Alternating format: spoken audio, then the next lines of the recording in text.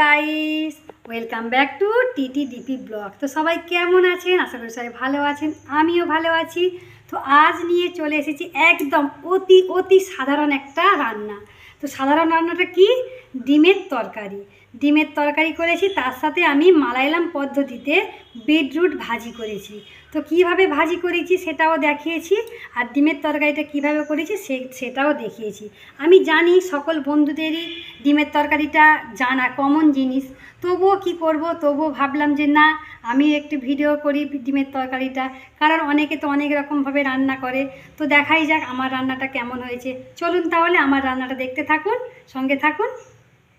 তরকারি বানানোর জন্য দেখুন, ডিমগুলোকে আমি হালকা হালকা করে ভেজে নিয়েছি।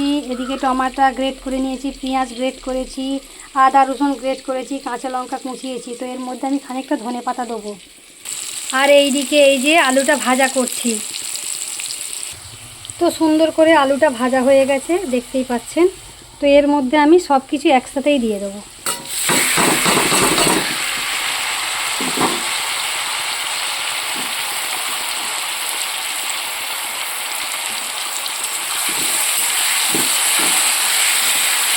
তো এক হাতে ফোন ধরে আছি, আর কড়াটা দেখতেই পাচ্ছেন যে কেমন নড়ছে, কারণ কড়াটা জানি না স্লিপ খাচ্ছে কেন। তো এটা আমি ভালো করে পেঁয়াজ, টমেটো, আদা রসুন, ধনেপাতা, কাঁচা লঙ্কা এগুলো একটু ভালো করে এর মধ্যে ভাজা করে নেওয়ার পরে কি করব, আমি লঙ্কা গুঁড়ো, হলুদ গুঁড়ো, নুন আর সামান্য পরিমাণ চিনি দেবো। তো দেখতে থাকুন, সঙ্গে থাকুন বন্ধুরা। তো দেখুন, এর মধ্যে আমি লঙ্কা গুঁড়ো, হলুদ গুঁড়ো, নুন, চিনি দিয়ে দিয়েছি, 3 টুকরো এলাচ ঠুকে দিয়েছি। তো এটাকে আমি মশলাটাকে ভালো করে নাড়াচাড়া করব। তো বন্ধুরা, ফোনটা এক হাতে ধরে আছি, আর যার জন্য খুন্তিটা নাড়তে খুব অসুবিধা হচ্ছে। আমাকে কড়াটাকে ভালো করে ধরতে হবে, ধরার পরে আমি এটাকে ভালো করে নাড়াচাড়া করতে পারবো। তো আমি নাড়াচাড়া করে নিই আগে প্রথমে, তারপর আমি দেখাচ্ছি। তো দেখুন বন্ধুরা, মশলাগুলো মোটামুটি ভাজা ভাজা হয়ে গেছে। তো আমি এবার কি করব, এর মধ্যে পরিমাণ মতো জল দিয়ে দেবো আলুটা সেদ্ধ হওয়ার জন্য। তো মোটামুটি আলুটা যখন অর্ধেকটা সেদ্ধ হয়ে যাবে, তখন আমি এর মধ্যে ডিমগুলো তুলে দেবো, কারণ ডিমগুলো এমনিতেই সেদ্ধ করা আছে, ভাজা আছে। তো এতে যদি আমি এখন দিই, ডিমগুলো আরও অতিরিক্ত সেদ্ধ হয়ে যাবে। তো সেই জন্য তো আমি ভাবছি একটা ঢাকা দেবো, কিন্তু ঢাকা দিলে কি হবে, এই যে মশলার যে ওপরের অংশটা সব ঢাকনার মধ্যে লেগে যায়। তো যার জন্য আমি কি করব, ঢাকনা দেবো না, এইভাবেই সেদ্ধ হবে। লাস্ট আমি 5 মিনিটের জন্য ঢাকনা দিয়ে রাখবো, তার কারণ আলুটা আরও বেশি গলে গলে যাবে। তো চলুন দেখি, ততক্ষণ ফুটে যাক তরকারিটা। তো গাইস দেখুন, ঝোল অনেকটাই কমে গেছে।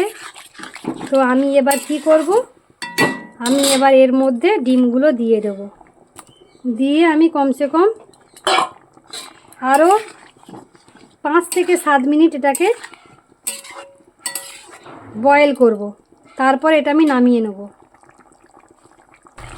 তো গাইস, ডিমের তরকারি একদম রেডি। তো আমি একটু লেবুর রস দিয়ে দিচ্ছি, এবার আমি নামিয়ে নেব। বেশি ঝোলও নেই আর বেশি গাঢ়ও নেই, এইরকম ডিমের তরকারি মোটামুটি ভালো লাগবে। আজকে একটু ডালও করব, তো সেই জন্য।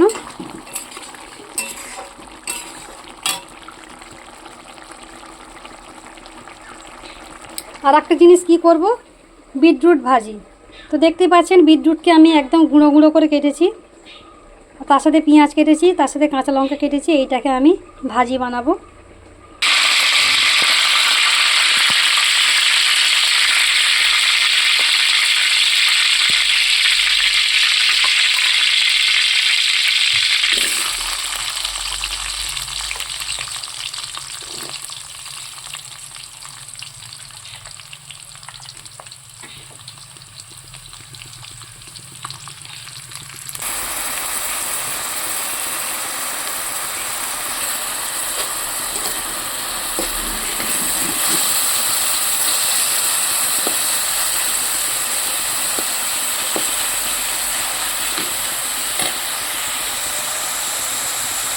তো খুব সুন্দর খেতে লাগবে বন্ধুরা। এটা যদি গোলমরিচের গুঁড়ো দিই তো আরও সুন্দর লাগবে, কিন্তু বেশি ঝাল হলে আমার মেয়ে খেতে পারবে না, সেই জন্য আমি কাঁচা লঙ্কা দিয়েছি, সেই জন্য গোলমরিচ আর দিচ্ছি না।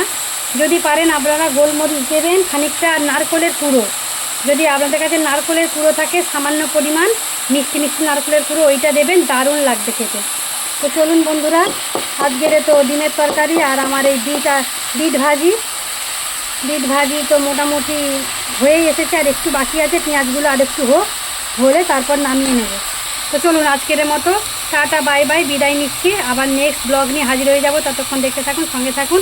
Tata bye bye. যে সকল বন্ধুরা আমাকে এখনও পর্যন্ত বন্ধু করেননি, প্লিজ ঝটপট করে বন্ধু করে নেবেন, পাশে থাকা বেল বটনটা প্রেস করে দেবেন, যাতে নতুন নতুন ভিডিও যখন আমি আপলোড করব তখনই আপনাদের কাছে পৌঁছে যাবে। তো চলুন টাটা বাই বাই।